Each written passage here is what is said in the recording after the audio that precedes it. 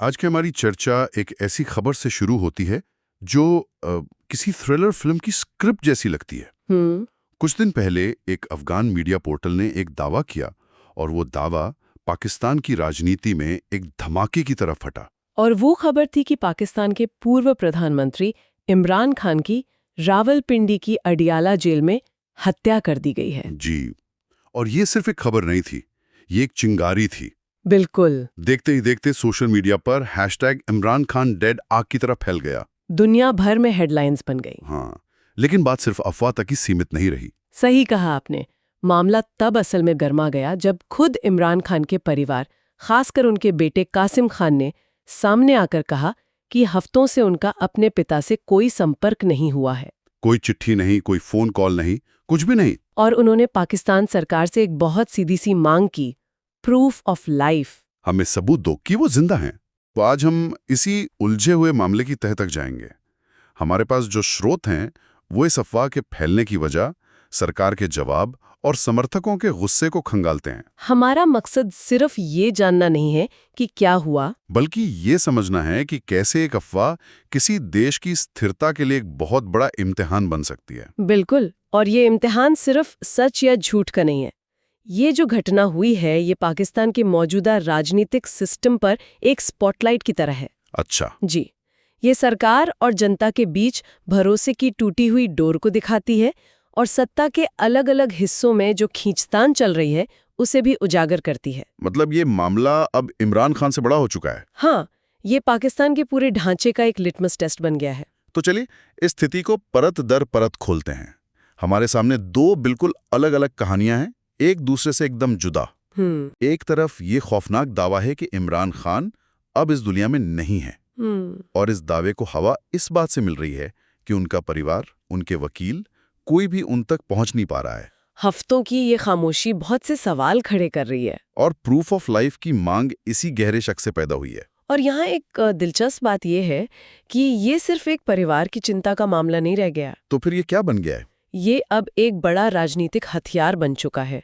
जब देश का एक पूर्व प्रधानमंत्री, जिसकी लोकप्रियता आज भी आसमान छू रही है, इस तरह से अचानक गायब हो जाए, तो ये सिर्फ अटकलों को ही नहीं बल्कि एक राजनीतिक आंदोलन को जन्म देता है।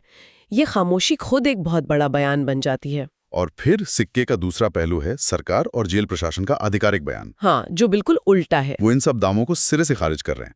उनका कहना है कि ये सब बकवास है, इमरान खान बिल्कुल सुरक्षित हैं, स्वस्थ हैं। यहाँ तक कि उन्हें जेल में 5 स्टार ट्रीटमेंट दिया जा रहा है, जिसमें रेगुलर मेडिकल चेकअप भी शामिल हैं। उन्होंने ये भी कहा कि उनकी पार्टी पीटीआई और परिवार को उनकी हालत के बारे में बता दिया गया है। और यहीं पर इस कहानी का सबसे बड़ा पेंच है। ये लड़ाई अब सच और झूठ की नहीं, बल्कि भरोसे की है। बिल्कुल। सवाल ये है कि सरकार के आश्वासनों पर कोई यकीन क्यों नहीं कर रहा, क्योंकि कोई आजाद जरिया नहीं है जो इस बात की पुष्टि कर सके। इसे ही कहते हैं इन्फॉर्मेशन वैक्यूम या सूचना का शून्य। सही कहा। जब आप जानकारी के सारे रास्ते बंद कर देते हैं तो उस खाली जगह को अफवाहें और डर भर देते हैं। एक मिनट, मतलब सरकार कह रही है कि उन्हें 5 स्टार ट्रीटमेंट मिल रहा है, लेकिन एक वीडियो कॉल तक की इजाजत नहीं दे रही। जी, ये बात तो किसी के गले नहीं उतरेगी। इसमें सरकार का क्या तर्क हो सकता है? यही तो सबसे बड़ा सवाल है। देखिए, सरकार का डर ये है कि अगर इमरान खान सामने आ गए, चाहे वीडियो पर ही, तो वो कोई ऐसा राजनीतिक संदेश दे सकते हैं जिससे उनके समर्थक फिर से सड़कों पर उतर आएं। अच्छा, तो ये डर है। हाँ, तो सरकार नियंत्रण और पारदर्शिता के बीच फंसी हुई है। वो नियंत्रण रखना चाहती है, लेकिन नियंत्रण रखने की इसी कोशिश में वो अपनी बची खुची विश्वसनीयता भी खो रही है। अगर सब ठीक है तो एक तस्वीर जारी करने में क्या हर्ज है?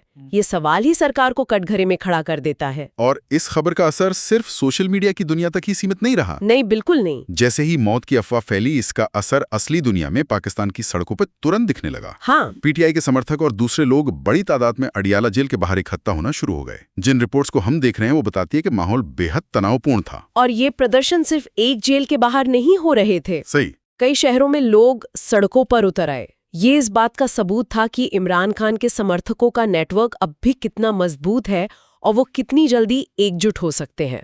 ये सरकार के लिए एक सीधी चेतावनी थी। बिल्कुल। और कई जगहों पर ये प्रदर्शन हिंसक भी हो गए। प्रदर्शनकारियों की मांग बहुत सीधी और मानवीय थी। हाँ, अगर वो जीवित नहीं है तो उनका शरीर हमें सौंपा जाए, और अगर वो जीवित हैं तो हमें उनसे मिलने दिया जाए। लेकिन ये सीधी मांग एक बड़े राजनीतिक टकराव में बदल गई। और इसके जवाब में सरकार ने वही किया जो ऐसी सरकारें करती हैं। सुरक्षा व्यवस्था एकदम टाइट कर दी गई। जेल के चारों तरफ अतिरिक्त सुरक्षा बल तैनात कर दिए गए। तो ये इस टेस्ट का पहला चरण था। हाँ, कि क्या एक डिजिटल अफवाह सड़कों पर आग लगा सकती है?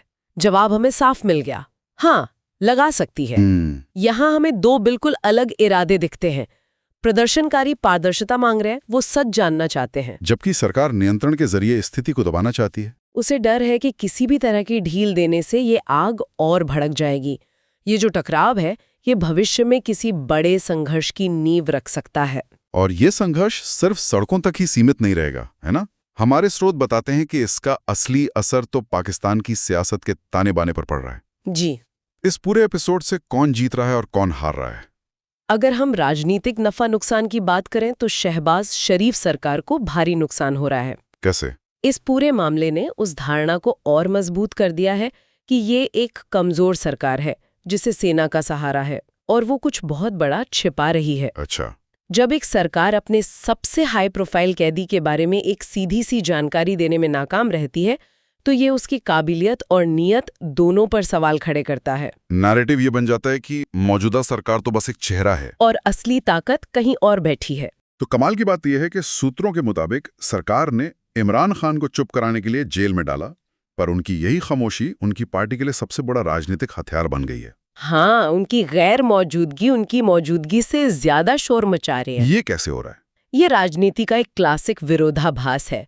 इमरान खान की पार्टी पीटीआई, जो बिखरी हुई और दबाव में थी, उसे इस घटना ने एक नई जान दे दी है। उन्हें जनता की सहानुभूति की एक लहर मिल रही है। बिल्कुल, उनके कार्यकर्ता फिर से चार्ज हो गए हैं, और इमरान खान की छवि अब एक ऐसे नेता की बन रही है जो सिस्टम के खिलाफ लड़ते लड़ते शहीद होने की कगार पर है। सरकार ने उन्हें चुप कराने की कोशिश की, लेकिन उनके इर्द गिर्द बना ये रहस्य उनकी पार्टी के लिए सबसे बड़ा राजनीतिक ईंधन बन गया है। और जाहिर है उंगलियां सेना की तरफ भी उठ रही हैं। हाँ, ये तो होना ही था। जेल के ये रहस्यमय हालात और परिवार से संपर्क पर पूरी तरह पाबंदी, इन सब से सेना पर पर्दे के पीछे से सरकार चलाने के जो आरोप लगते रहे हैं वो और गहरे हो गए हैं। और इसी वजह से ये घटना इतनी अहम है। जी, इसने पाकिस्तान में सत्ता के 3 बड़े स्तंभों, चुनी हुई नागरिक सरकार, राजनीतिक विपक्ष यानी पीटीआई और सेना, तीनों को एक साथ एक ही कटघरे में खड़ा कर दिया है। ये अफवाह इन तीनों के बीच के नाजुक रिश्ते के लिए एक स्ट्रेस टेस्ट की तरह है। सही कहा।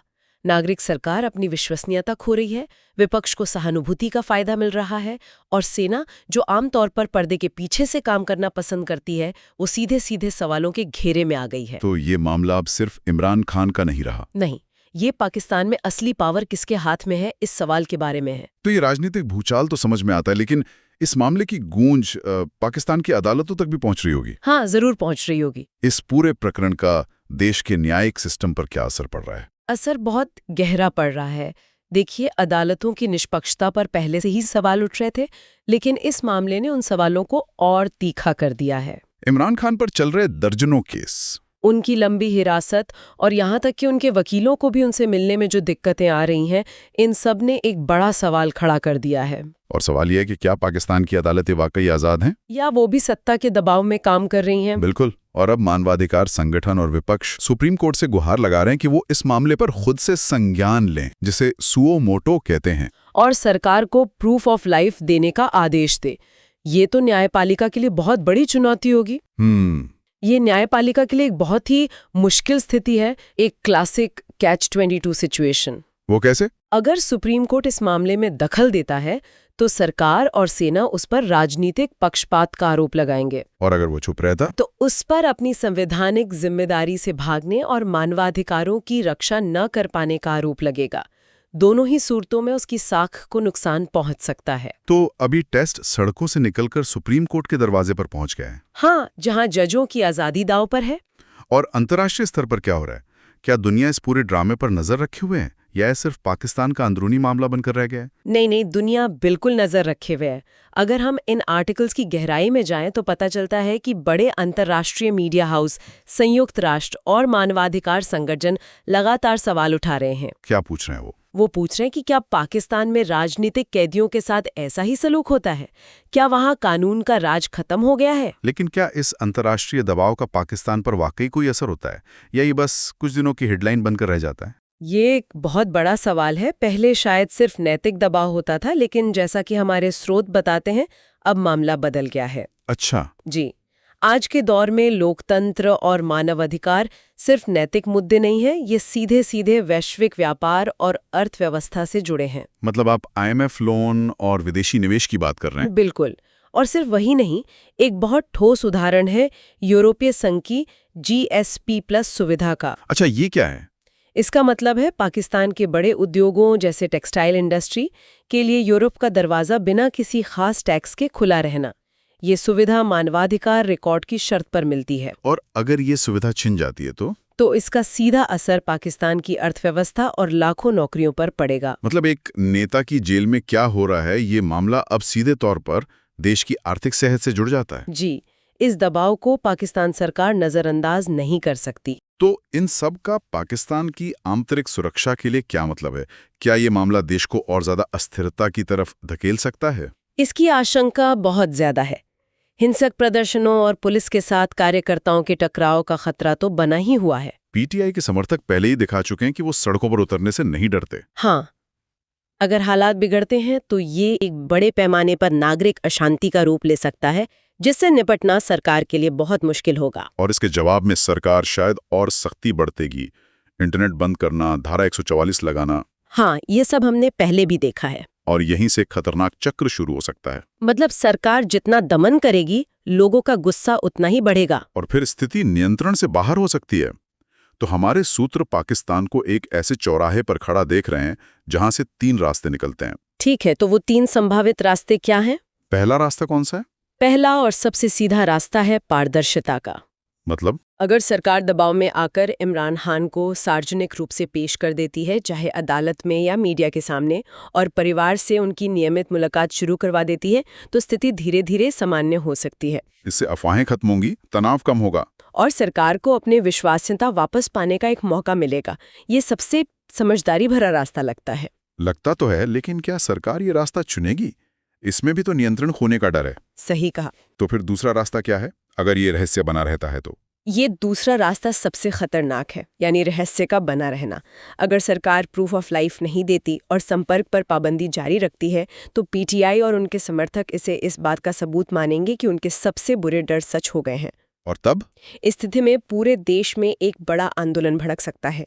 ये मौजूदा सरकार की स्थिरता के लिए सबसे बड़ा खतरा होगा। और तीसरा रास्ता? आपने एक वाइल्ड कार्ड का भी जिक्र किया था। हाँ, तीसरा रास्ता है न्यायिक हस्तक्षेप। ये एक वाइल्ड कार्ड की तरह है। अच्छा। अगर सुप्रीम कोर्ट एक कड़ा रुख अपनाता है और आदेश देता है कि इमरान खान को पेश किया जाए, और सरकार उस आदेश को मान लेती है, तो ये पाकिस्तान की न्यायपालिका की एक बहुत बड़ी जीत होगी। लेकिन अगर सरकार आनाकानी करती है या आदेश मानने से इनकार कर देती है, तो ये एक संवैधानिक संकट को जन्म दे सकता है, जहां सरकार और सुप्रीम कोर्ट आमने सामने होंगे। तो ये तीनों रास्ते दिखाते हैं कि पाकिस्तान एक बहुत ही नाजुक मोड़ पर खड़ा है। हाँ, आगे क्या होगा ये सरकार और न्यायपालिका के अगले कुछ कदमों पर ही निर्भर करेगा। तो कुल मिलाकर ये मामला सिर्फ एक अफवाह के सच या झूठ होने से कहीं आगे निकल चुका है। बहुत आगे। हमारे स्रोतों से ये बात एकदम साफ है कि ये प्रकरण पाकिस्तान के पूरे सिस्टम का, उसकी डेमोक्रेसी, उसकी अदालतें और आर्मी के साथ उसके रिश्ते का एक बहुत बड़ा टेस्ट बन गया है। निश्चित रूप से। यहाँ जो सबसे बुनियादी चीज दांव पर है वो है विश्वास। जनता का अपनी ही सरकार और अपनी संस्थाओं पर विश्वास। बिल्कुल।